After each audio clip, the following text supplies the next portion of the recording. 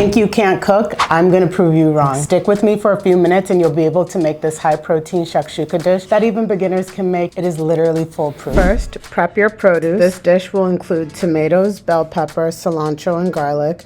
Chop everything into small pieces, and the cilantro you'll keep to the side as that's your garnish for later. Next, you'll oil your pan, and once it's ready, add in your garlic and tomato paste. Now, tomato paste is very acidic and tart, and if it's not cooked down well, your dish will have somewhat of a sour taste. So you want to cook the combo for about 6 to 7 minutes on low heat. Next, you'll toss in your tomatoes and bell peppers, and then add in your spices, ginger, turmeric, and cumin. If you want a little kick, you can add in cayenne pepper. I love it spicy, but it's totally optional. Now you'll add water slowly. You want it soupy, add more water. Want it thick, less water. Start with a little amount, stir, and then you'll adjust. And once you do that, you'll cover it and cook on medium heat for 10 minutes. Now the fun part, which is creating the egg pockets. Make a pocket for each egg, and then you'll cover and cook for 6 to 10 minutes, depending on how runny you like your eggs. No shakshuka is complete without some toast, so I sprayed some olive oil on some sourdough bread and air fried them at 400 degrees for about 5 minutes. Top your shakshuka with chopped cilantro, and voila. See, I told you it was easy. I've made sure to include all of the ingredients in the comments.